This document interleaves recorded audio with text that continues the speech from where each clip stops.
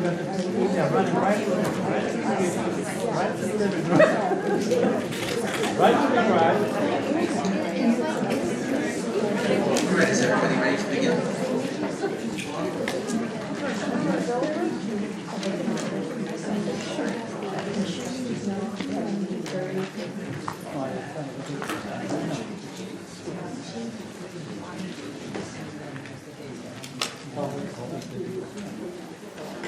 All right, thank you all for coming tonight. I'm going to call this meeting of Saanich Council to order on Monday, April the 25th.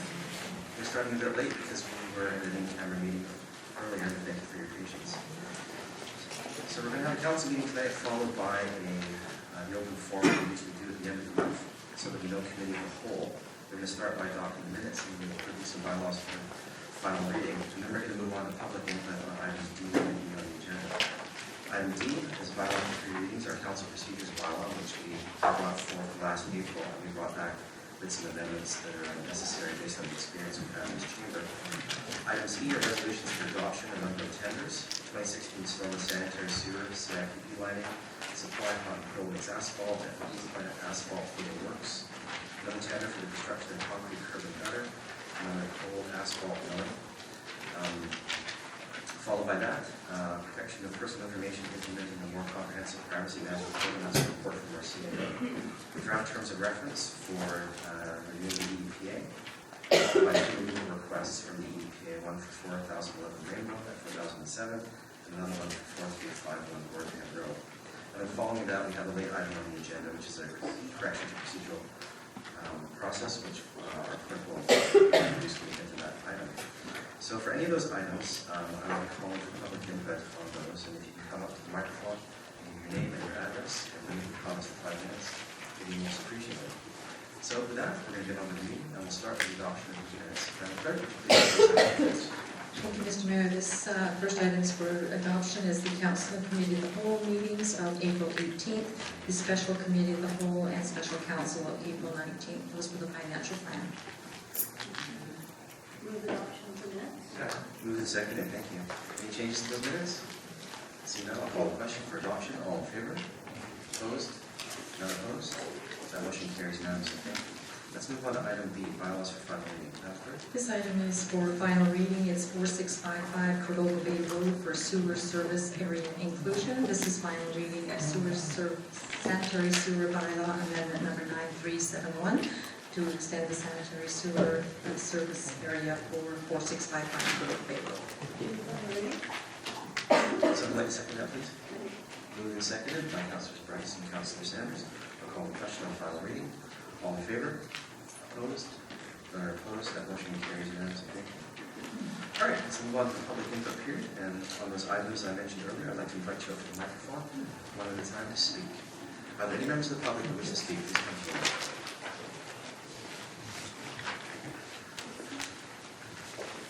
Welcome back.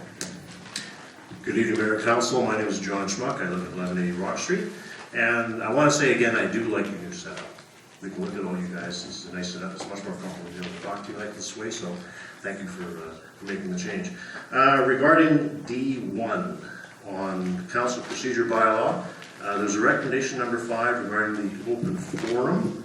And to hold it at 7 p.m., we were very grateful that you guys are going to do that. Those 11 p.m.s ones were pretty tough to stick around for. But what it doesn't do, it doesn't define which week. And I think you would be well advised to specify a week, and my suggestion is that you hold the open forum on the first meeting of each month.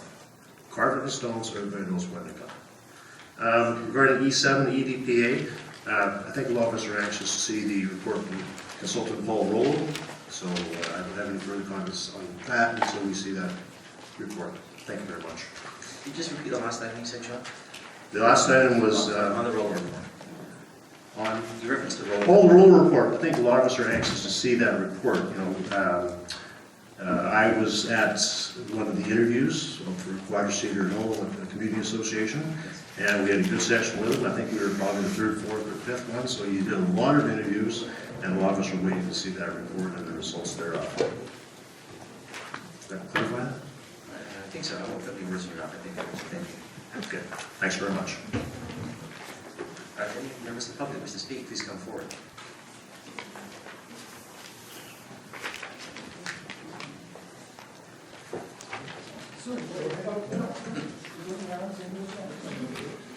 Finally, line up. James Miskelly, 90 Durance Road. I want to speak in regards to the removal of the Rainbow properties from the EDPA Atlas. I've spoken a couple of times before about the need for good data in the removal of these properties. So I want to say a few things about the biologist reports for Rainbow Road properties. These surveys were done in October.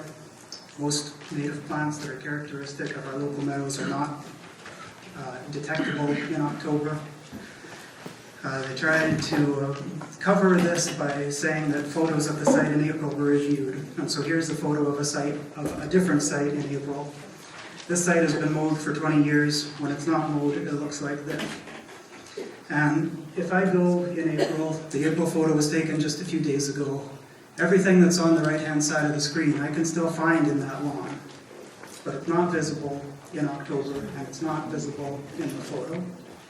So a photo is not a good way to do a botanical inventory. The report also says that there are no sensitive ecosystems on any neighboring property without saying anything about when or if those properties were visited. You certainly, if you're going to do a survey, you need to actually do the work. You can't do it by looking at a photo, and you can't do it by just peering over a fence. So it speaks to the superficiality of these surveys. Species at risk are also not mentioned at all. Of course, the purpose of the EDPA is to protect sensitive ecosystems and species at risk. So you would expect a report to say the following species are present in the surrounding neighborhood, and this property either is or isn't suitable habitat. And that's totally missing.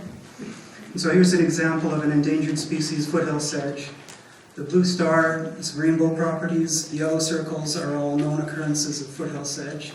So this really needs to be in a report like this. If you were doing a survey in this neighborhood, the potential presence of foothill sedge should really jump out at you. And the fact that it's not mentioned at all in the report is quite telling. Some of these occurrences are in nice native meadows. Some are in unremarkable grassy areas. One is even in a mowed lawn. And you shouldn't expect, if you've been to the properties, I haven't, you shouldn't expect that every site that is potentially significant is visually striking.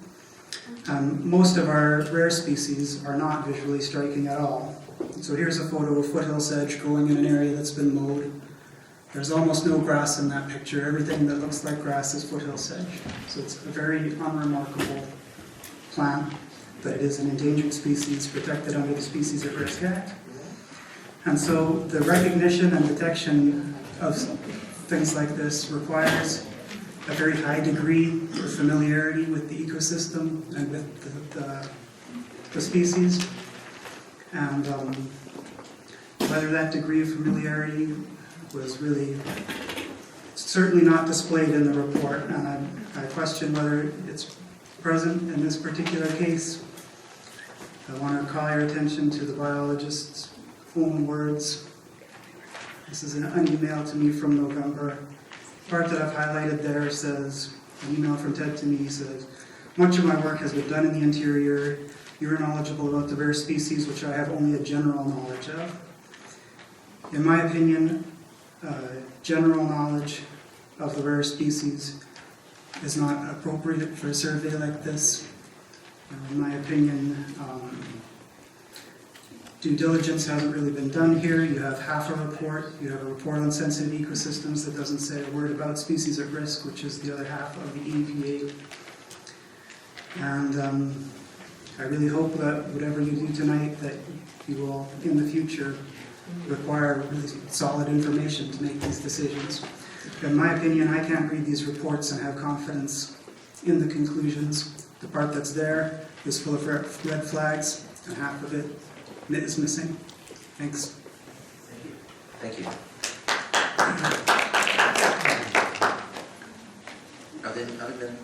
Are there any other members of the public who wish to speak? Please come forward.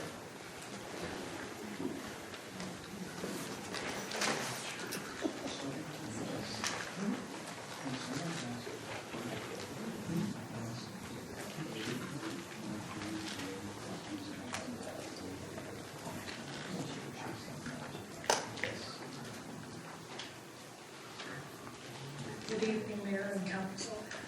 I would like to give a report on the Rainbow Road property. Are you accepting them now, or when that comes up later? Yeah, we can receive this information, sure. Yep. Go ahead.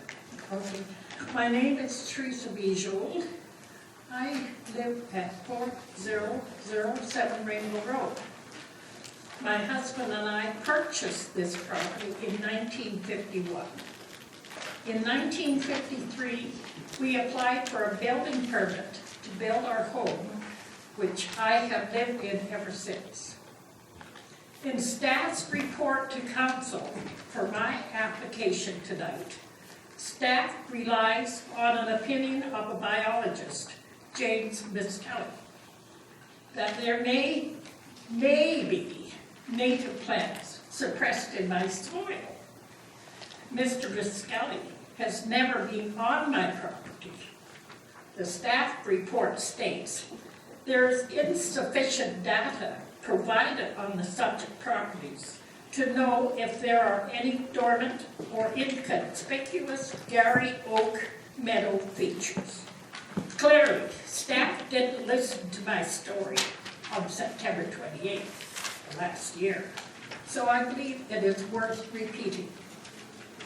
In 1953, there were no municipal sewers in this area, so it was necessary for us to install a septic tank and create a septic field.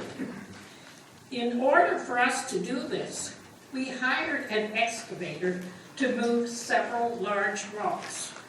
We installed a paved driveway, sidewalks, a patio, cement retaining walls, and rock walls. We constructed a playhouse, a chicken house, a greenhouse, and fences. We dug ditches for water lines, power lines, and underground irrigation systems.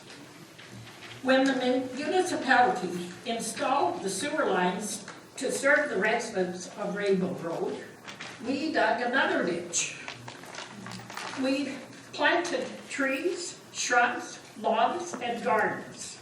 We worked hard. There wasn't an inch of soil that didn't see our shovels. When we purchased this property, we were aware that the topsoil had been removed to supplement the soil for the greenhouses that existed at that time at the corner of Mackenzie and Douglas, now known as Mackenzie Pat Bay Overpass. In November 2013, the manager of Environmental Services told us that if we hired a biologist at our expense, and if his report showed there was no citizen ecosystem on the property, we could apply to council to have the property removed from the EDPA atlas. We followed through with hiring a biologist, and with no sense of ecosystem was found, we expected a positive outcome. 2.5 years later, the science on my property hasn't changed, and the bylaw hasn't changed. But it seems the rules have changed. Staff's recommendation to council is that my property not be removed from the EDPA because of its restoration potential. It will never be restored. The soil is now under the Pat Bay Highway.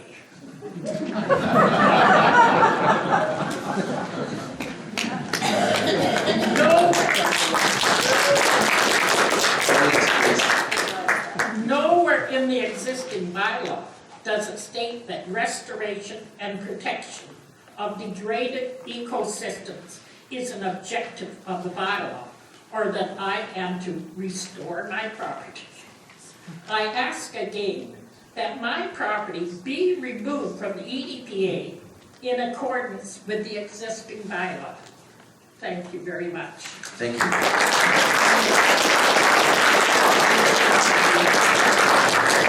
I just want to provide some clarification from the audience based on Ms. Bijon's earlier question to me. There's no committee of the whole tonight. Usually at committee of the whole, we look at the items one at a time, and there's an opportunity for public input for each of those items.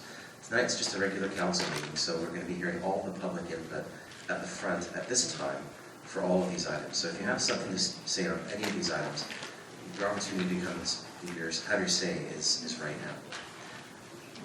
Next speaker, please.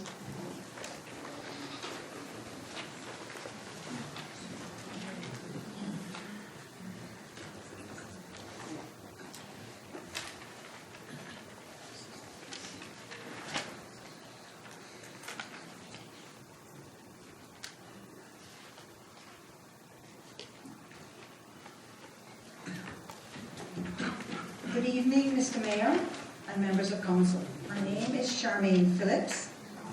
Can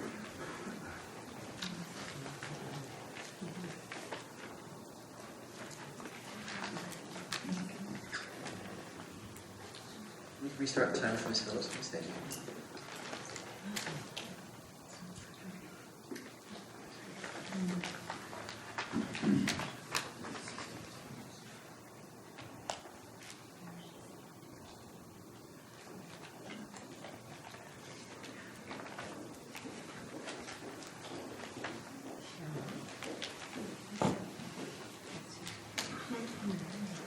Good evening, Mr. Mayor and members of council. My name is Charmaine Phillips and I live at 4351 Gordon Head Road.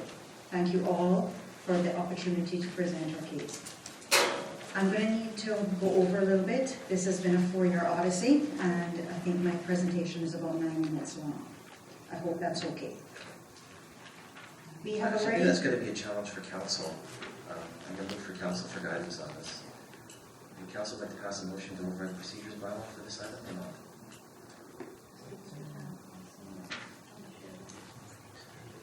Is your husband here tonight? Yes. And I'm going to recommend, based on Councilor Brown's recommendation, is that you split the presentation in half and have your husband come and speak the other half. Would that be okay? Yep. Thank you for that. We've already addressed some of the inconsistencies in the staff report in our email to council and would now like to reiterate how we got to this point.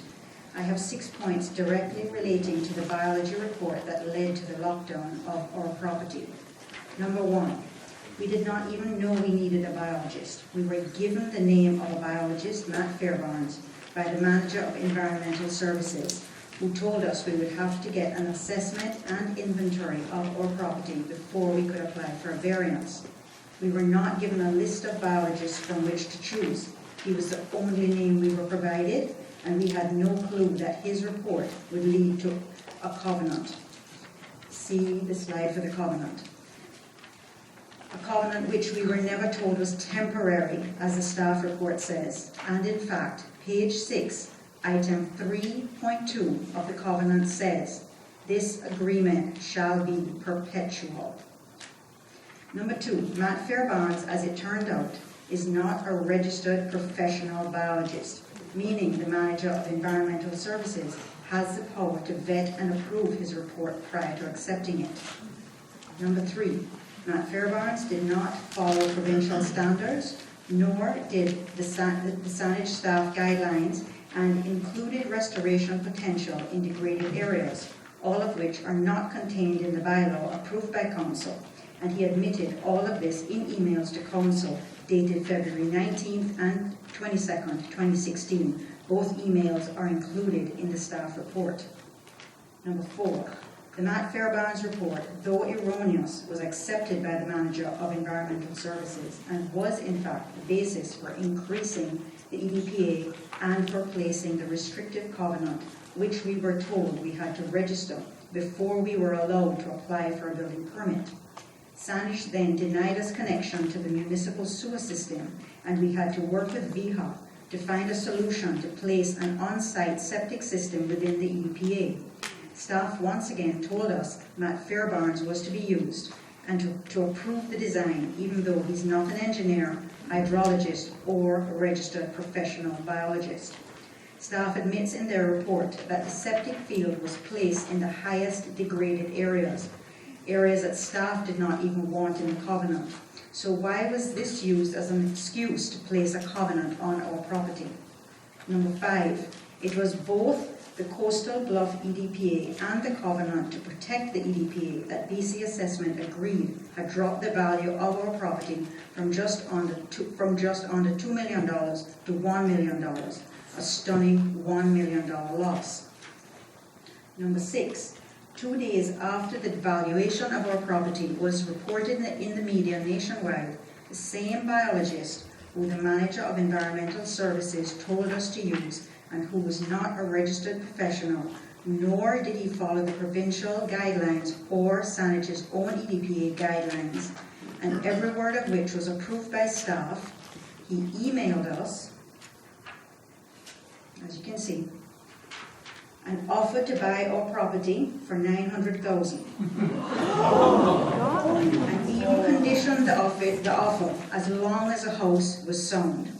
You can draw your own conclusions, but we are deeply concerned and offended that staff continues to support this non-registered biologist's opinion to deny our request, even in the report in front of council today.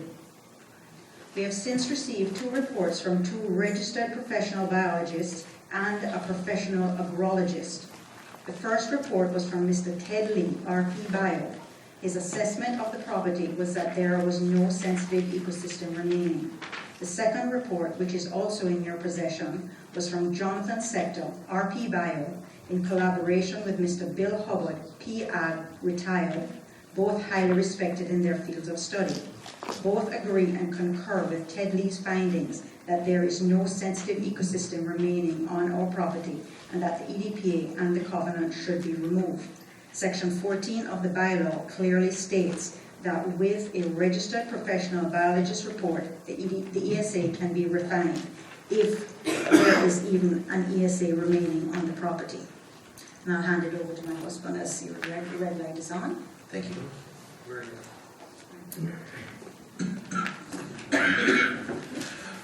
Good evening, Mr. Mayor, members of council. My name is Chris Phillips, and I live at 4351 Gordon Head Road. We're here.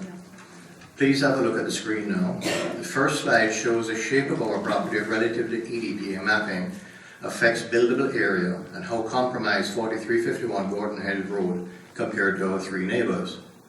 The map is a little compressed, but you'll see the way the line runs, all our neighbors have big buildable areas, ours is seriously compressed.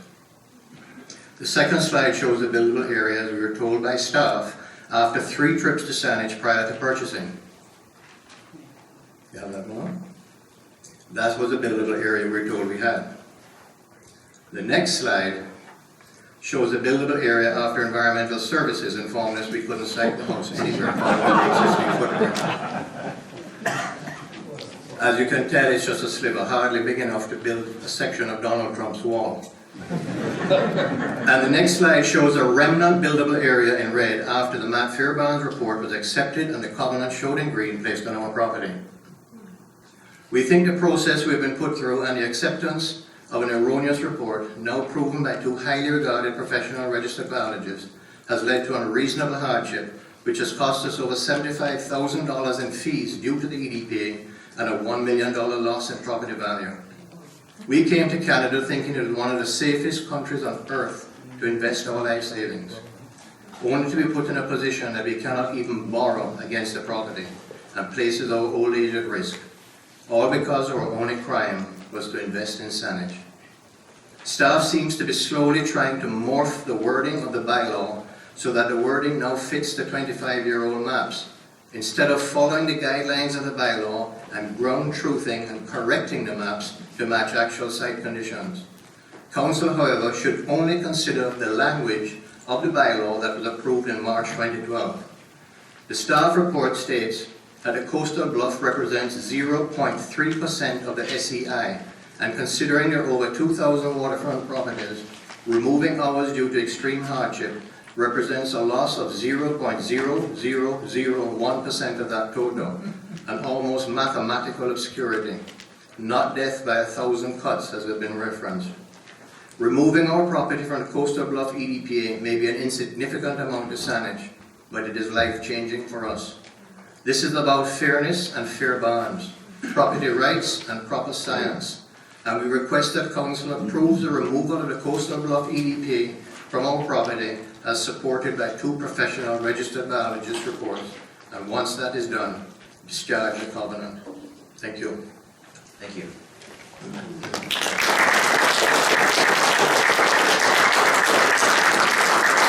Next speaker, please.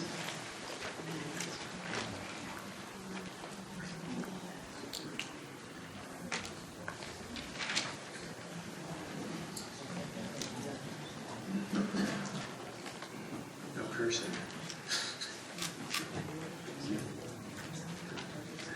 Oh, that's right. Thanks very much.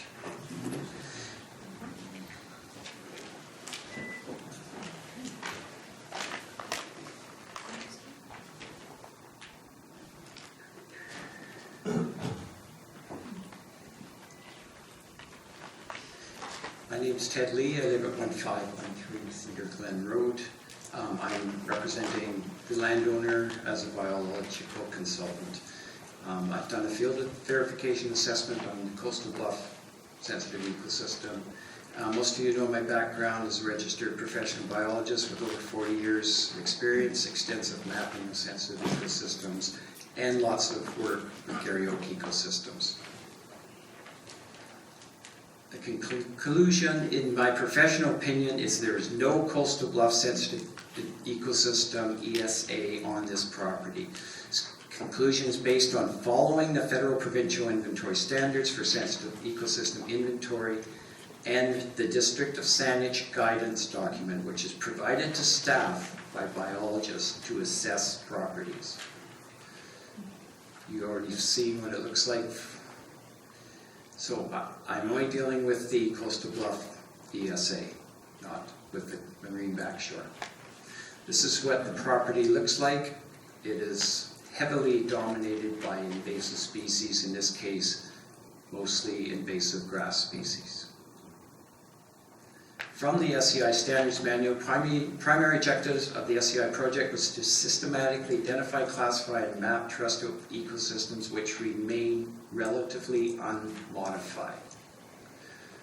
This is a list of the species that are expected to be found on the Coastal Bluff ecosystems from the SCI Manual. There's about 42 species in this list.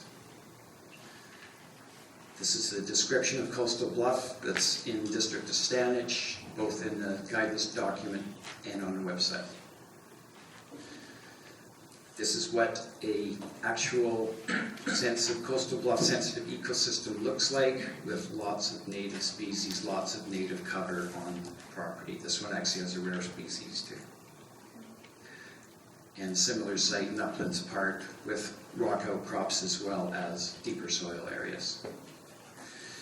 So, District of Saanich Environmentally Significant Areas Atlas states, to be included in the ESA Atlas, data must be from a comprehensive environmental inventory using technically acceptable standards. And the Atlas should be used as a flagging tool, should not be used in place of individual site assessments. The guidance document to consulting biologists is provided by staff and says, when SCI mapping was first produced, standards and criteria were under development. However, the 2006 standard for mapping ecosystems at risk in BC included applicable mapping and reporting standards. In order to recommend changing an SCI boundary or potentially eliminating or adding an SCI polygon, the same standards must be met. Guidance document recommends to evaluate each ecological community for ecological sensitivity and at-risk status, and if it occurs. So it was certainly considered a possibility to remove polygons. The guidance document mentions 2 standards manual, one the provincial standards, one sensitive ecosystem inventory. I visited this property at various times since April 2015. I've been on the ground in the spring, as I would normally do, It's dominated by invasive grasses. Many other invasive species are present. There's very few individuals of native species. A few individuals of native species like Camas, bicolor lupin, and spring gold. Lots of Scotch broom has been removed by the owners. So this is just some of the pictures showing dominant cover of invasive species. This is what it looks like. Normally you would expect in a natural ecosystem that this would all be native species. This is all invasive grasses. More of the same, similar areas. And this has got blackberry and St. John's wort, ivy, and other invasive species. There's nice grove oak trees on the property which the landowners are going to preserve. In this picture, there's a few small rock outcrops which would be too small to be considered sensitive ecosystems, but I've recommended to the landowners to try to protect these where possible. So I'm going to get near the end because I know I'm running out of time. So results of leaving the property alone, it will become completely covered by invasives like in Gordon Head North Park, which has